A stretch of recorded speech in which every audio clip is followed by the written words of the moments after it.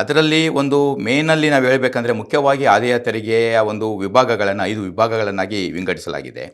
ಒಂದು ಸಾಲರಿ ಅಥವಾ ನಿಮ್ಮದು ಏನು ಸಂಬಳ ಬರುತ್ತೆ ಅದು ಅಥವಾ ಪೆನ್ಷನ್ ಎರಡೂ ನಮಗೆ ಇನ್ಕಮ್ ಟ್ಯಾಕ್ಸಲ್ಲಿ ಸಾಲರಿ ಮತ್ತು ಪೆನ್ಷನ್ಗೆ ಯಾವುದೇ ಥರ ಡಿಫ್ರೆಂಟ್ ಇರೋದಿಲ್ಲ, ಒಂದೇ ಟ್ರೀಟ್ಮೆಂಟ್ ಇರುತ್ತೆ, ಅದು ಒಂದು ರೀತಿ. ಎರಡನೇದು ಬಂದು ಮನೆ ಬಾಡಿಗೆ. ಮನೆ ಬಾಡಿಗೆ ಯಾರ್ಯಾರಿಗೆ ಬರುತ್ತೆ ಅವರೆಲ್ಲ ಮನೆ ಬಾಡಿಗೆಯ ಮೇಲೆ ಅದಕ್ಕೆ ಸಂಬಂಧಪಟ್ಟ ಡಿಡಕ್ಷನ್ಸನ್ನೆಲ್ಲ ಕಳೆದು ಅದನ್ನೆಲ್ಲ ಇನ್ಕಮ್ ಫ್ರಮ್ ಹೌಸ್ ಪ್ರಾಪರ್ಟಿ ಅಂತ ಅದು ಎರಡನೇ ಹೆಡ್ ಬರುತ್ತೆ. ಮೂರನೇದು income from business or profession. ಒಂದು ನೀವು ಯಾವುದೇ ಒಂದು ವೃತ್ತಿಯಲ್ಲಿ ಇರ್ಬೋದು, ಲೈಕ್ ಡಾಕ್ಟರ್ಸ್ ಆಗಲಿ, CA ಆಗಲಿ, ಅಥವಾ ಲಾಯರ್ಸು, ಯಾರೇ ಒಬ್ಬರು ಆಡಿಟರ್ಸ್, ಅವರೆಲ್ಲ ವೃತ್ತಿಯಲ್ಲಿ ಬರ್ತಾರೆ. ಅದು ಬಿಟ್ಟರೆ ನಾನಾ ಥರ ವ್ಯಾಪಾರ. So income from business or profession ಅನ್ನೋದು ಮೂರನೇ ಒಂದು ಥರ ಬರುತ್ತೆ. ನಾಲ್ಕನೇದು ಕ್ಯಾಪಿಟಲ್ ಗೇನ್.